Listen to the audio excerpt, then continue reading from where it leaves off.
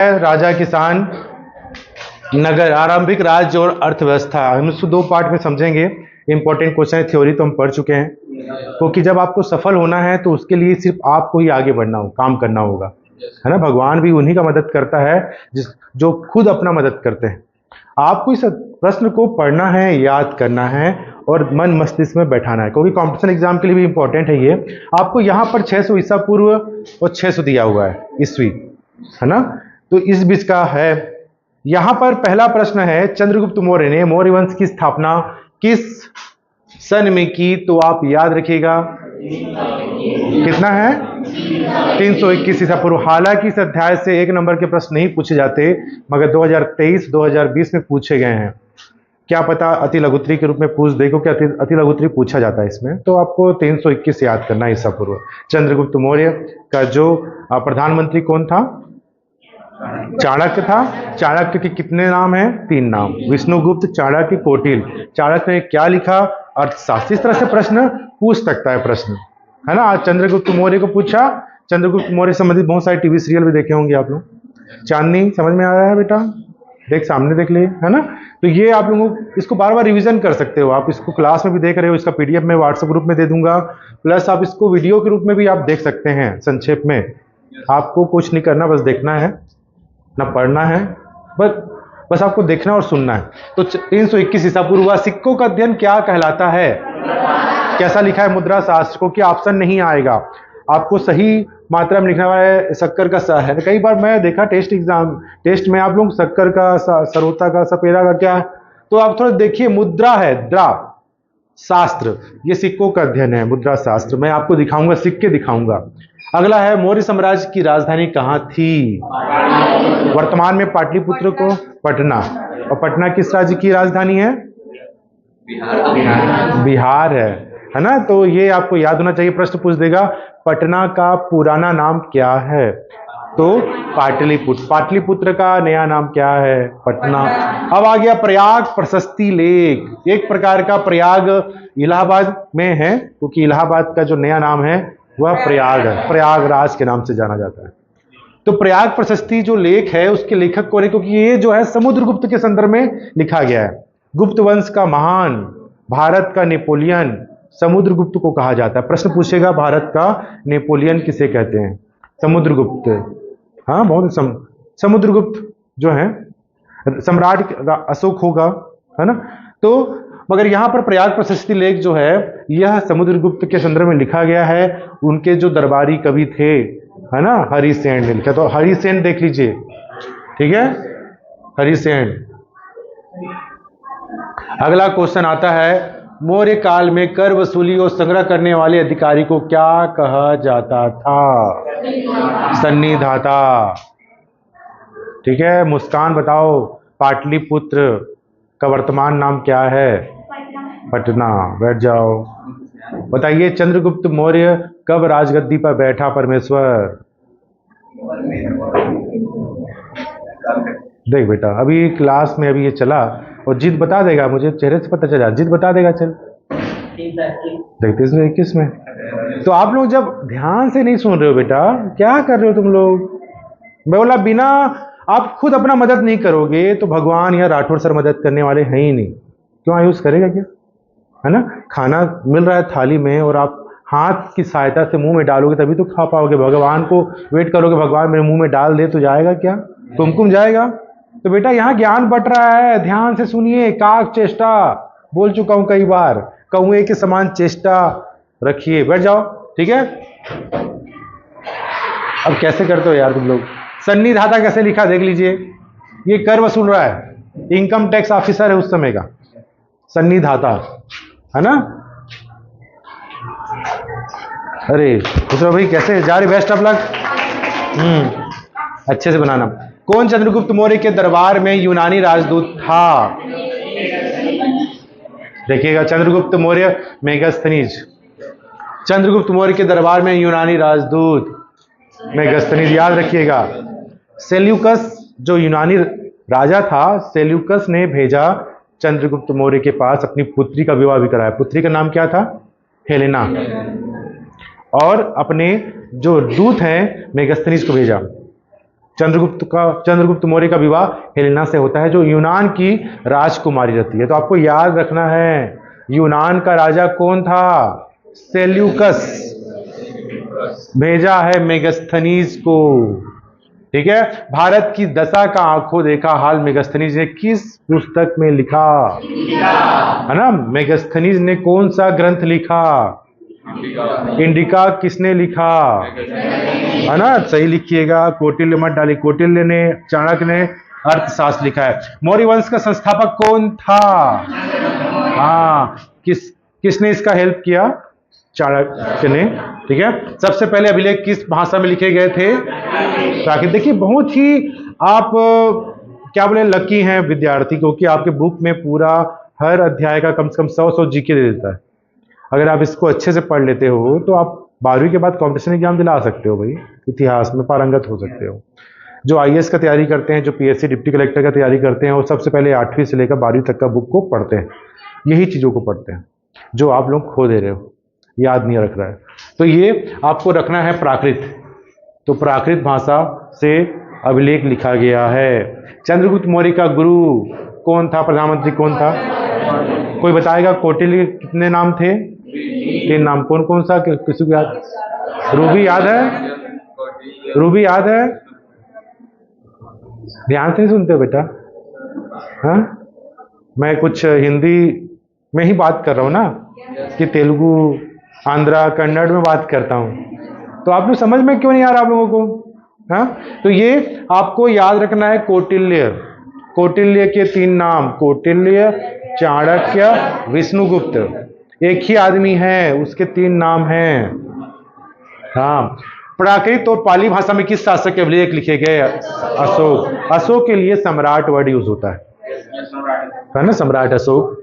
अशोक को सम्राट क्यों कहा जाता है? प्रश्न पूछा जा सकता है। सर्वाधिक विख्यात कुषाण शासक कौन था? मैंने यहाँ पर फोटो लगाया, कनिष्क द ग्रेट। कनिष्क था जो विख्यात लिख रहा है, प्रसिद्ध राजा कुषाण वंश का। तो क से ही कुषाण, क से कनिष्क। कैसा लिखा गया? कनिष्क। देख लीजिए। गुप्त काल में प्रांत को क्या कहा जाता था? भुक्ति। प्रांत मतलब राज्य, स्टेट। उस समय का भुक्ति, भुक्ति कहा जाता है। भूमि का एक बड़ा क्षेत्र होता था प्रांत में, जनसंख्या भी हुआ करता था। आपको मौर्यकालीन जो चांदी के सिक्के लिखे दिखाई दे रहे हैं आपको, इसको पण कहते थे। बहुत इंपॉर्टेंट, पीएससी में पूछता है।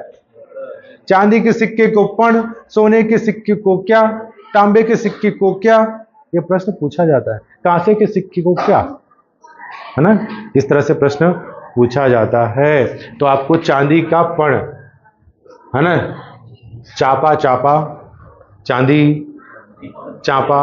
आयुष की अब भविष्य टाइम मशीन में चला गया, 10 साल बाद शादी हो रही है आयुष की, तो चापा गया है चांदी लेने। सोना का रेट बढ़ गया तो चांदी लेने। चा से चांदी, प से पण। पण कहा जाता है मौर्य काल में। मौर्य काल में, गुप्त काल में बोलेगा तो अलग नाम है ना। कैसे इतना जमा ही आ रहा है भाई? हाँ, गुप्त काल में स्वर्ण के तो दिनार कहते थे, है ना, दिनार। हाँ, स्वर्ण। चांदी का बहुत कम चलन था, तो गुप्त काल में चांदी का बहुत ज़्यादा, सोने का ज़्यादा प्रचलन होता था। ठीक है। अब देखिएगा, मौर्य काल में कर निर्धारण का सर्वोच्च अधिकारी कौन? समाहर्ती। समाहर्ता, समाहर्ता है, यहाँ पर मिसप्रिंट हो गया समाहर्ता। तो आप वहाँ पर एक सन्नी धाता लिखा हुआ है जो टैक्स वसूल रहा है, और एक कर निर्धारण करने वाला है। ठीक है। अर्थशास्त्र के लेखक कौन थे? हाँ, अर्थशास्त्र के लेखक 3 नाम हैं, बोला ना। देखिए यहाँ पर घुमा दिया, और आप इसी को गाइड में पढ़ रहे हो, रट रहे हो, मगर आपको कौटिल्य, चाणक्य, विष्णुगुप्त कुछ भी लिखो सही होगा। जनपद का क्या अर्थ है? जनपद मतलब ऐसा भूभाग जहाँ पर लोग रहते हैं। ये प्रश्न पूछा है अति लघुत्री में। पाटलिपुत्र का वर्तमान नाम क्या है? पटना।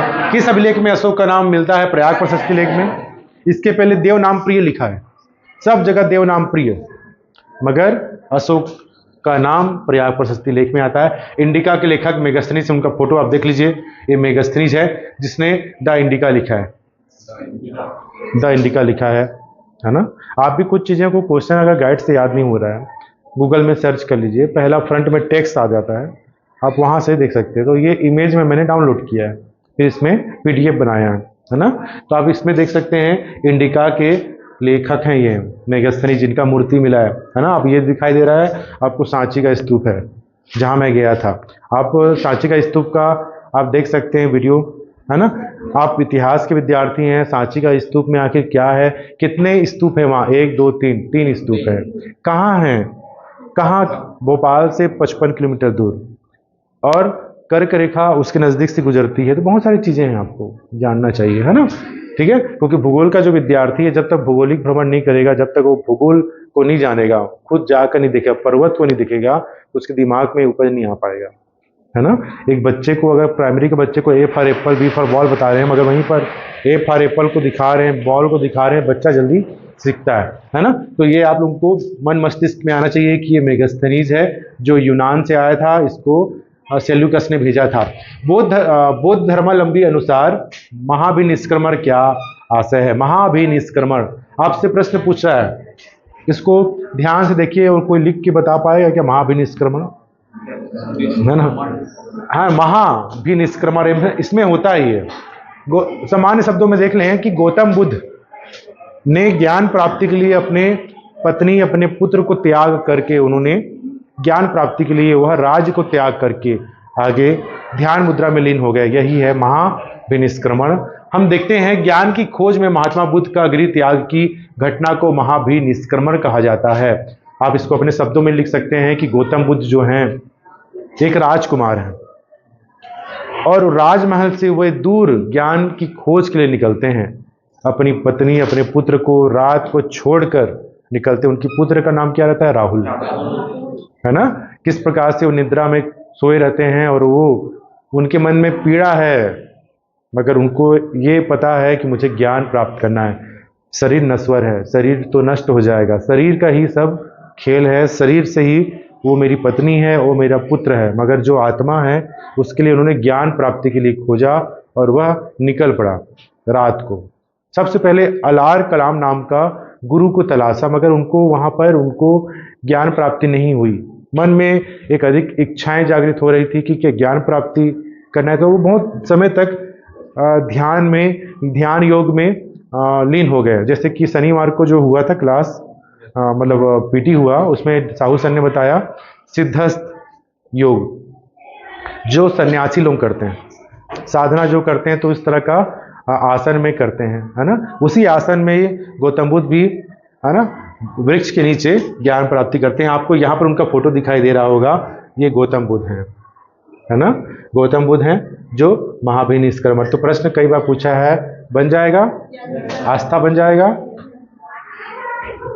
मुझे तभी भी यकीन है कि यहाँ से मात्र 20% अभी बता पाएंगे, 20%, बाकी 80% नहीं बता पाएंगे।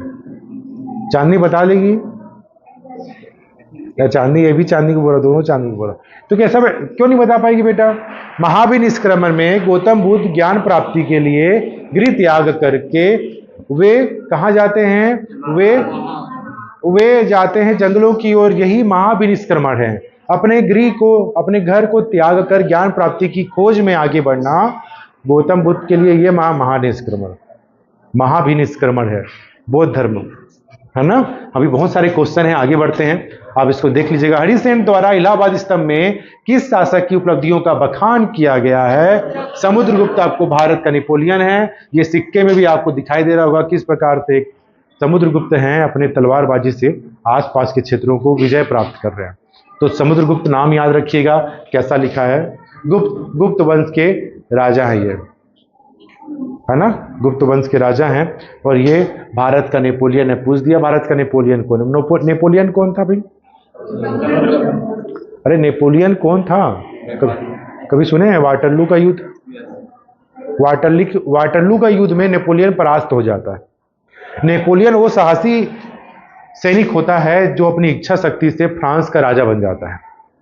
और जब, है ना, अब स्टोरी सुनाऊंगा तो फिर ये क्लास भी बंद हो जाएगा और खुशबू नाराज हो जाएगी, है ना। तो ये भारत का नेपोलियन याद रखिएगा, समुद्रगुप्त है। मेगास्थनीज कौन था, बहुत अच्छे, राजदूत था भाई। राजदूत मतलब अंग्रेजी में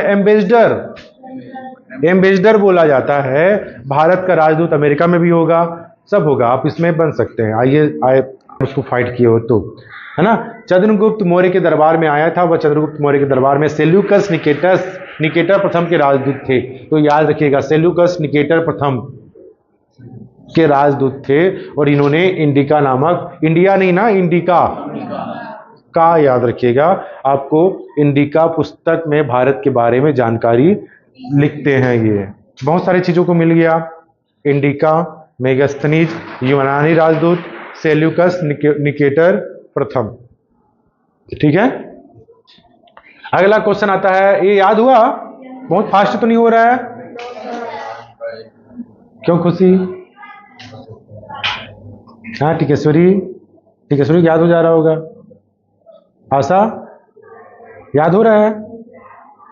ध्यान नहीं है बेटा, कहाँ है ध्यान? हर क्लास में है ना ध्यान, है ना? ठीक है, अनसुईया याद हुआ? नहीं हुआ? आधा हुआ ना। देखिए यहां पर मेगास्थनीज नाम याद रख लीजिए। मेगास्थनीज भारत में पैदा नहीं हुआ, यूनान से आया था, जिसको ग्रीस के नाम से भी जाना जाता है।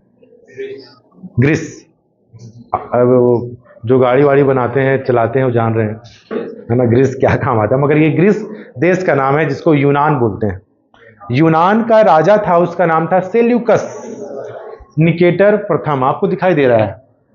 ये राजा बोला, जा तू जा, चंद्रगुप्त मौर्य जो है भारत का उभरता सितारा है, उभरता राजा है। पहले तो बहुत सारे महाजनपद थे, 16 महाजनपद, सभी महाजनपद को एक करने वाला, एक भारत देश को एक करने वाला चंद्रगुप्त मौर्य है। इतना बलशाली है, ताकतवर है, तो क्यों ना हम उनसे संबंध स्थापित करते हैं। तो मेरी पुत्री का विवाह चंद्रगुप्त मौर्य से कर देते हैं, और राजदूत जो है, मेरा जो प्रिय राजदूत है मेगास्थनीज, उस प्रतिनिधि के रूप में भारत जाएगा। तो हाथियों में रत्न आभूषण के साथ आते हैं, और उनके जो पुत्री नाम होता है, उसका नाम क्या रहता है अनसुईया? हेलेना। हेलेना, है ना। हेलेना जो होती हैं, उनका विवाह चंद्रगुप्त मौर्य से हो जाता है। कहीं कहीं पर इतिहास में उल्लेख मिलता है कि मेगास्थनीज और हेलेना भाई बहन हैं, मगर वो इतिहासकार इसको नहीं मानते ना। बेटा कैसे याद कराऊं मैं आप लोगों को, हाँ? क्योंकि इस क्लास में क्या है ना, इस क्लास में सब मिक्सचर हो। मिक्सचर मतलब कोई जल्दी याद कर लेता है, कोई यादिच नहीं होता, किसी को याद धीरे धीरे होता है, भूल जाता है। मन में दिमाग में बसा रखे हो, भूल जाता हूं मैं। अरे जब दिमाग में बसा रखे हो कि मैं भूल जाता हूं, तो सच में भूलोगे।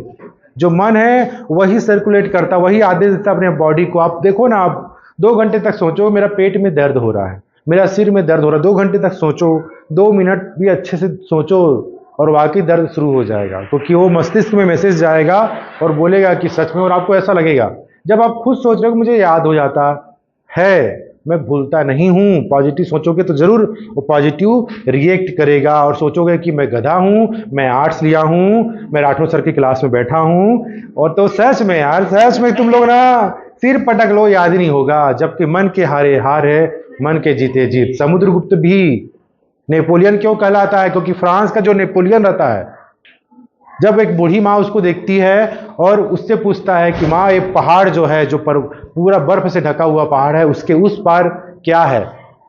तो बोलती है, बेटा उधर मत जा, उधर एक देश है, मगर इस पहाड़ को पार नहीं कर पाएगा तू।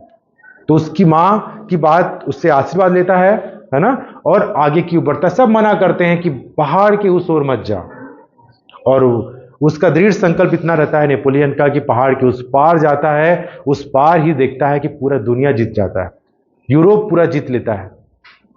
तो ये नेपोलियन है जो अपनी दृढ़ इच्छा शक्ति से जीतता है। तो विद्यार्थी भी, हमको दृढ़ इच्छा शक्ति होनी चाहिए। हमको जब पढ़ने बैठे हो ना, तो पढ़ के ही उठो भाई। बार बार उठ रहे हो पानी पर, कोई दूसरा फिल्म चलेगा तो आपको नींद नहीं आएगा। 3 घंटा आप हंसी खुशी देख लोगे, मगर राठौर सर का जो 20 मिनट का क्लास को दिक्कत हो जा रहा है, जब वहीं मार मार के, है ना। जेम्स प्रिंसेप कौन था जिसने कौन सी 2 प्राचीन लिपियों को पढ़ने में सफलता प्राप्त की? James Prinsep. हाँ बताओ क्या है? ब्राह्मणी। कोई लिख के बताएगा? सच में सही लिखेगा? तो चल लिख के बता। ब्राह्मणी लिपि, ब्राह्मणी लिख दे। है ना, ब्राह्मणी कैसे लिखेगा? ब्राघी ब्राघी रिप्ली, ऐसी में क्या नंबर देगा? ये क्या लिखा है देख ले, मैं देख के लिख बोल रहा हूँ बेटा पंकज। अनिल कैसे कर रहा है यार? हाँ खींच लिया। तो देख लीजिए ब्राह्मणी, जब मैं आपको याद तो कर लिए मगर लिखना नहीं आया, मतलब आप तो गए, आप गए। ब्राह्मणी लिपि का अर्थ है, ब्राह्मणी लिपि को पढ़ने में सहायता प्राप्त हुई ये है, इसको जेम्स प्रिंसेप को अच्छे से याद कर लो भाई। हूँ इतिहास पढ़ा रहा हूँ, है ना, अब हिंदी में मत बोलना पढ़ाने के लिए। तो ब्राह्मणी को पढ़ाने में सहायता प्राप्त हुई और ये मौर्य सामने आए, तो इसको याद रखिए, इंपॉर्टेंट है। मैं आपको दिखा रहा हूं फोटो, ये भूलिए मत। ये देखिए कितना प्यारा दिख रहे हैं जेम्स प्रिंसेप, मासूम दिख रहे हैं मगर दिमाग के सातिर हैं, और जेम्स प्रिंसेप नाम है इनका। देख ये जीत टाइप को तो नहीं दिख रहे, बहुत सीधा मैं बाल, तो हेयर स्टाइल जीत टाइप का लग रहा है मेरे को। तो जीत को मैं जेम्स प्रिंसेप बना रहा हूं, है ना, बहुत अच्छा भी रखे हैं। तो इसको लिख के प्रैक्टिस कीजिए, जेम्स प्रिंसेप। जब चीज आप देख रहे हो, सुन रहे हो, लिखोगे तो याद हो जाएगा। जेम्स प्रिंसेप, ये जेम्स बॉन्ड मत लिख देना, जेम्स बॉन्ड नहीं लिखना है। रूबी समझ में आ रहा है? तेरी राइटिंग तो अच्छी है, राइटिंग का फायदा उठा, ज्यादा स्पीड में लिख, अच्छे से लिख, ठीक है। संस्थापक लिखने आ जाएगा, संस्थापक, अध्यापक। क्या हो यार, इतना भी बुरा स्थिति नहीं है कि आर्ट्स क्लास में इतना गधे गधी तो नहीं होंगे, है ना, कि लिखना ना है। आप लोग देख लो भाई, पढ़ना लिखना सीखो और मेहनत करने वालों, और मेहनत जो नहीं कर रहा है तो उनके लिए क्या बोले। तो 321 में मौर्य वंश की स्थापना की थी। इसका राज्य पश्चिमोत्तर में अफगानिस्तान और बलूचिस्तान, बलोचिस्तान तक फैला हुआ था। कहीं बलूचिस्तान भी है, रियल में बलूचिस्तान सही है, बलूचिस्तान गलत है ना, फैला था। देखिए ये आ गया फोटो, ये बिंदुसार नहीं है, चंद्रगुप्त मौर्य है। देखो चंद्रगुप्त मौर्य, मौर्य वंश का संस्थापक, 321 ईसा पूर्व। आपको ईसा पूर्व लिखना है, ईस्वी नहीं लिखना है, ईस्वी लिखे गलत। हर चीज को, गहराई को समझो इतिहास के विद्यार्थियों। 321 बहुत है, 1 2 3, है ना, 1 2 3, 1 2 3, है ना, 1 2 का 4 मत करना, 1 2 3 पीछे से। अब उसको 1 2 3 मत कर देना सामने से भाई। 321 है ना, ये चंद्रगुप्त मौर्य है। देखिए कितने अच्छे हैं। महाजनपद क्या थे? महत्वपूर्ण महाजनपदों के नाम बताइए, बहुत इंपॉर्टेंट, क्योंकि ये नक्शा में पूछता है। अति लघुत्री पूछेगा, दीर्घोत्तरी पूछेगा, सब तरफ पूछेगा। सब तरफ खुशी ही खुशी होगा जब आप अच्छे से याद करोगे, ठीक है। खुशी, इस क्लास में खुशी भी है, आशा भी है, मगर मुझे तो निराशा दिखाई देती है सब तरफ। निराशा नहीं है, हमको तो हमेशा आगे बढ़ना है ना। क्यों कृष्णा? कृष्णा है। कुछ लोकप्रिय महाजनपद हैं, नाम याद करो। गधेलोंग, गधेलोंग, मगध, कांसी धूपबत्ती, कौशल, वज्जी, मल, चेदी, वत्स, कुरु, पंचाल, मत्स्य, सूरसेन, अस्माक, अवंती, गंधार। कोई भी याद कर लो 6-12। अब आगे बढ़ें। ये आ गया, ये है पूछा जाता, मैं इसको आ रहा हूं पहले। ये आपका इतिहास में 6 नंबर का मानचित्र पूछेगा, 2 नंबर यहीं से आएगा। देख लो, मगध, वर्तमान में मगध कहाँ है भाई? बिहार में है। उसकी राजधानी गधेलोंग। हमेशा कहाँ रहते हैं वो? अरे पाटलिपुत्र। गधेलोंग कहाँ रहते हो? गिरी में, गिरी में, गिरी में, घर में, घर में, राजगिरी, राजगिरी, मगध। मगध की राजधानी राजगिरी, बाद में राजगीर, पाटलिपुत्र, सब सही। मगध देख लो यहां पर। आप भारत का नक्शा को खुद मान लो, इस तरह से करो, हाथ ऐसे करो।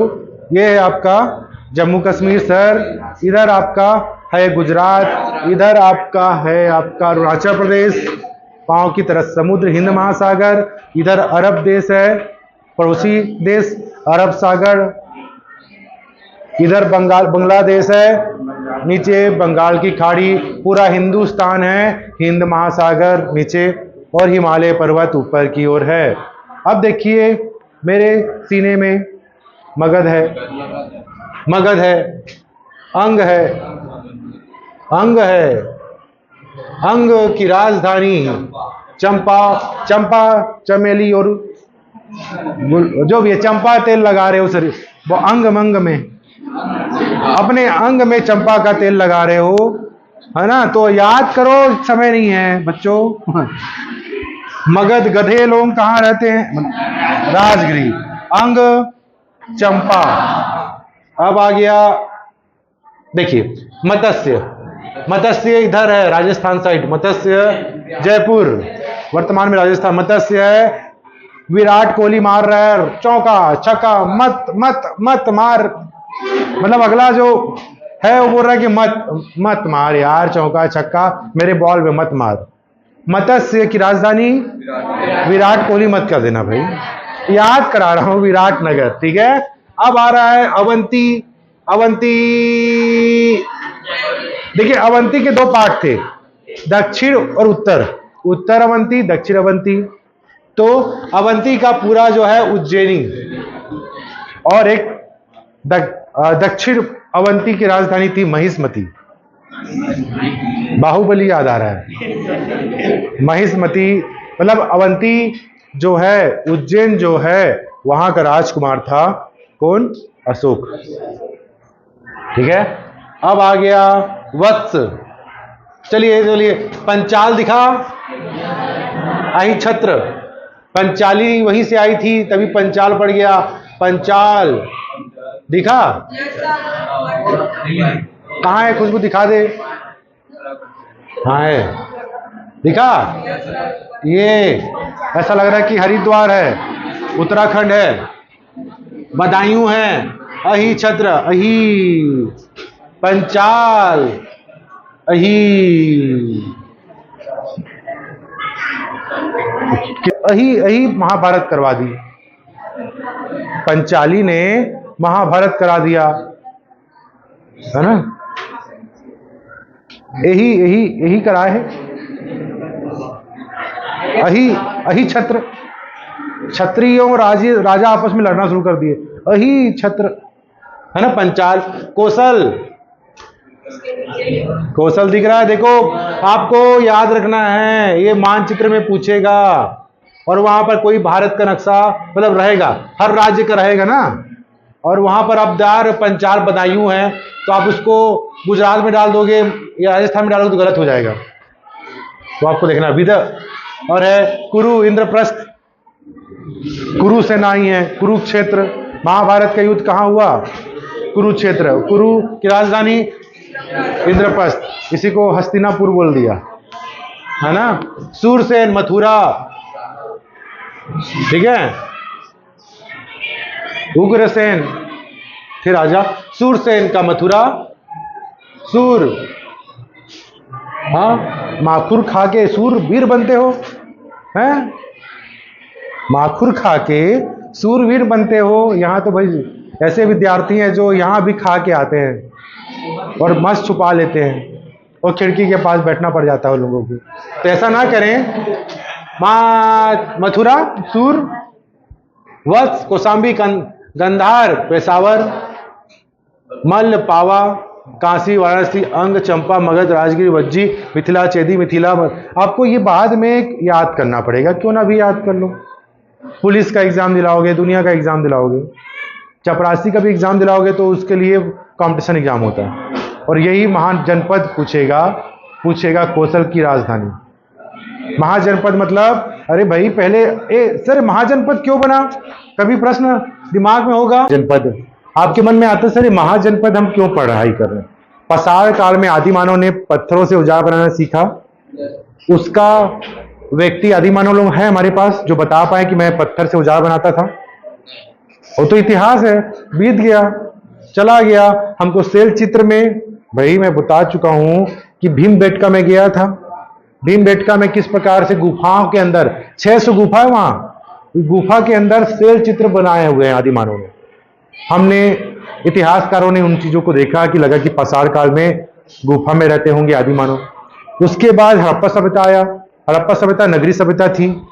हड़प्पा सभ्यता का कोई व्यक्ति हमारे पास है जो बताए कि हड़प्पा सभ्यता में नगर था, नाली था।